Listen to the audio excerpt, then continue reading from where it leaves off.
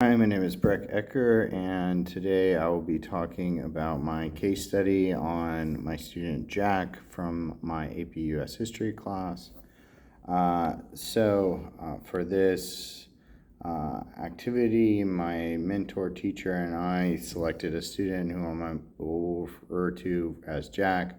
He is an 11th grade student in my AP US History.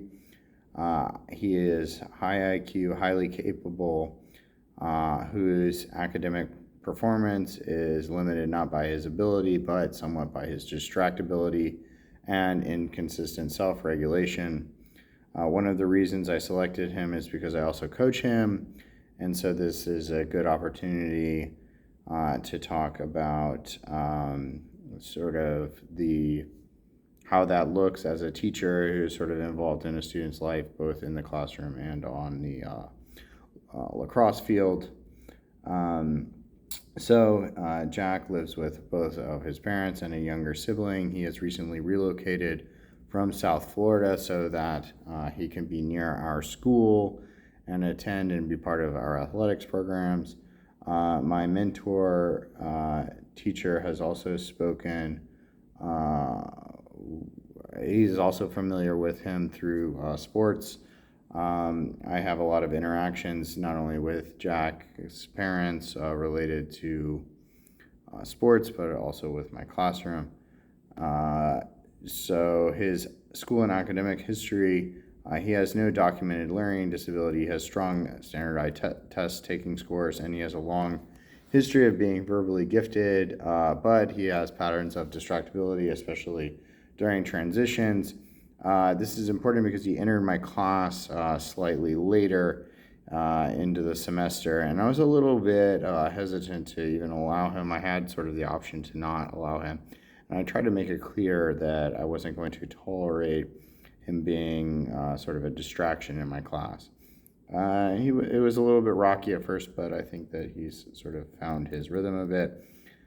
Some data points from recent assignments, assessments. From a Chapter 3 assessment, he got an 80%. From Chapter 4 assessment, he got a 71%. And then from a Chapter 5 assessment, he got a 92%.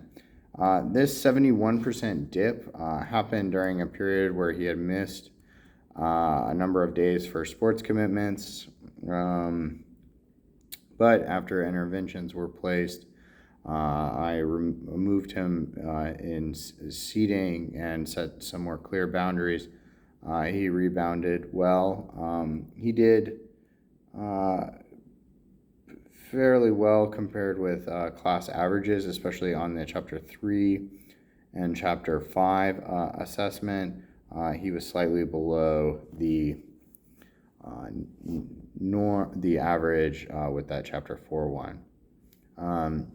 Like I said, I think that a lot of this had to do with him missing class around the time of that Chapter 4 assessment. But he also received a scholarship offer to play Division I lacrosse during that time, and he has since committed. So I think, I don't know, these kind of compromises that one makes, I would say he's probably worth it because he did have that goal in mind. Behavioral and social emotional profile. So before entering class, like I said, I knew him before through athletics. On the field, he is energetic, loud, and can be somewhat boundary testing. That said, that these are sort of normal in a competitive sports setting, but they're not really something that we can I want to tolerate in my class. He is also really receptive to redirection. And so when I do intervene, I don't really get very much pushback from him. And he self-corrects quickly, he's quick to apologize, and he doesn't respond with defiance. One major theme of the case has been helping him distinguish between those two environments, sort of field mode and classroom mode. And because he trusts me as both a coach and a teacher, these conversations have been productive, but he still requires some consistent reinforcement. So I'm going to talk a little bit about the interventions that I've implemented Preferential seating.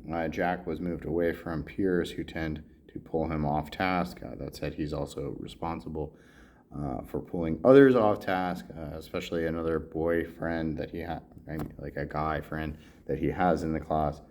I think it's important to express clear rules and consistent boundaries. But like I said, when he does cross the line, he's quick to sort of correct himself. I think it's also good to break up assignments into smaller steps and keep everything digitized so that in case he is away, he can sort of keep up with his work. Making sure he knows where that is located online is also important. I think he also benefits from positive reinforcement. And so I try and incorporate that as much as I can. My mentor, who is also his coach, understands that Jack's athletic persona and and he has done well to support me and my interventions. So I included a couple work samples in my presentation. One that was also really strong was this LEQ that he did on what is America. I thought that he did well to include a number of nuanced sources. He included one from Nicole Hannah-Jones from the 1619 Project. He also included considerations by Vice President J.D. Vance. I thought that this demonstrated a sophisticated analytical reasoning. He also presented clear historical understanding, and his paper was well structured.